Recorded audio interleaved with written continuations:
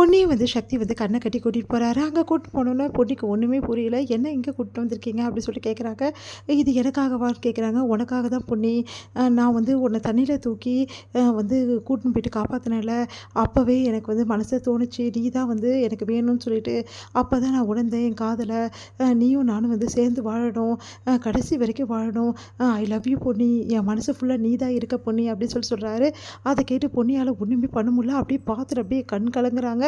அப்படியே ஓடி வந்து சக்தியை கட்டி பிடிச்சிக்கிறாங்க. ஐ லவ் யூ பொன்னி அப்படி சொன்னோன்னே, நானும் உங்களை விரும்புகிறேங்க, என் மனசு ஃபுல்லாக நீங்கள் தான் இருக்கீங்க, ஒரு நாள் நீங்கள் என்னை ஏற்றுப்பீங்கன்னு தெரியும், ஆனால் இவ்வளோ சீக்கிரம் என்னை ஏற்றுப்பீங்கன்னு நினச்சி கூட பார்க்கல அப்படின்னு சொல்லிட்டு பயங்கரமாக கண் கலங்குறாங்க.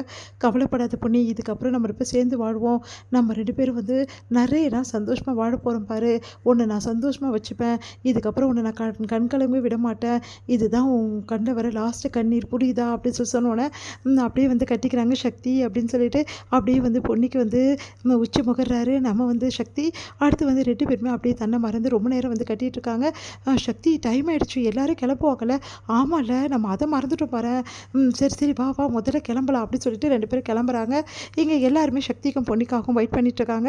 அப்போ சக்தியும் பொன்னி சந்தோஷமாக வந்துட்டுருக்காங்க. ஒருத்தர் கையை வந்து பிடிச்சு அப்படியே வராங்க. அதை பார்த்துட்டு ஒன்றும் புரியல எல்லாருக்கும். எங்கே போயிருந்தீங்க 2 பேரும், டைம் என்ன ஆகுது, வீட்டுக்கு போவேனாவா, கிளம்பணும்ல அப்படின்னு சொல்லிட்டு எல்லோரும் கேட்குறாங்க. அதுக்கு வந்து 2 பேருமே வெக்கப்படுறாங்க.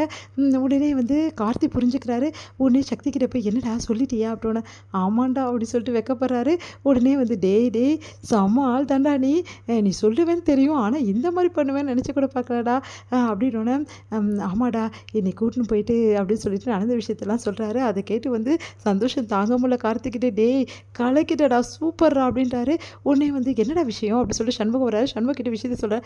அப்படியாடா அப்படின்னு 3 பேரும் சந்தோஷப்பட்டு பேசிகிட்டு இருக்காங்க. இதெல்லாம் பார்க்குற வந்து சந்திரசேகருக்கு ஒன்றுமே புரியல. என்ன நடக்குது, என்னடா பேசிகிட்டு இருக்கீங்க அப்படின்றாரு. அது வந்து டேடி அப்படி சொல்லிட்டு கிட்ட வராரு. உங்களுக்கு தெரியுமா சந்திரா என்ன நடந்ததுன்னு சொல்லிட்டு அப்படின்னு சொல்லிட்டு அவரும் காதில் சொல்கிறாரு. டேய் அப்படியாடா, ஐயோ எனக்கு சந்தோஷம் தாங்க முடியலையே அப்படின்னா, என்ன தான் நடக்குது அப்படின்னு சொல்லிட்டு வந்து எல்லாருமே கேட்க ஆரம்பிக்கிறாங்க. பவானி எல்லாருமே. உடனே வந்து நீங்களே சந்தோஷப்படுறீங்க, எங்ககிட்ட சொன்னால் நாங்களும் சந்தோஷப்படுவேன்ல, அது ஒன்றும் இல்லைம்மா, இதுக்கப்புறம் பொன்னியும் சக்தியும் எதுக்காக இங்கே வந்தாங்களோ எல்லாமே சரியாயிடுச்சு அப்படின்னு. ஒன்றும் புரியல எங்களுக்கு அப்படின்னோடனே, இந்த ட்ரிப்பு ஃபேமிலி ட்ரிப் தானே நம்ம நினச்சிட்ருக்கோம், ஆமாம் இது ஹனிமூன் ட்ரிப்பாக மாற்றிட்டாங்க பொன்னியும் சக்தியும் அப்படின்னோடனே அப்படியே அதிர்ச்சி அடைகிறாங்க எல்லாருமே.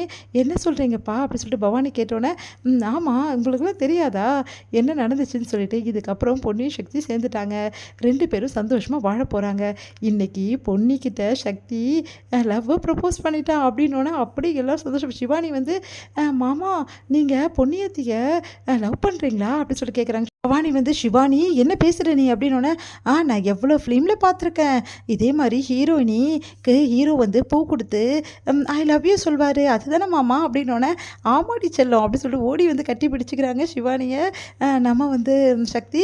அடுத்து சக்தி பொன்னி அதுக்கப்புறம் அந்த குடும்பம் எல்லாருமே சந்தோஷமாக இருக்குது. சுந்தரத்துக்கு தாங்கவே முடியல. எது நடக்கக்கூடாதுன்னு நினச்சோம் அது நடந்துச்சு.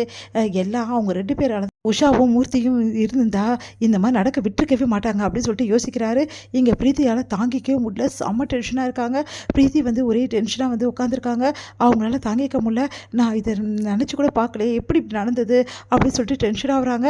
அடுத்து வந்து என்ன பிரீத்தி கிளம்பலாமா அப்படின்னா, கிளம்பலாம் அப்படின்னு சொல்லிட்டு அப்படியே பொன்னியும் சக்தியும் பார்க்குறாங்க. 2 பேரும் ஒன்றா கிளம்புறாங்க. அப்போ சக்தி வந்து லக்கேஜெலாம் வந்து பொன்னி எடுக்க பார்க்குறாங்க. சக்தி வந்து என்ன பொன்னி நீ எடுக்கிற அப்படி சொல்லிட்டு அவர் வந்து எடுத்துக்கிறாரு. 2 பேருமே சந்தோஷமாக சேர்ந்து போகிறாங்க. இதை பார்க்க பிரீத்தி செம கடுப்பாகிறாங்க.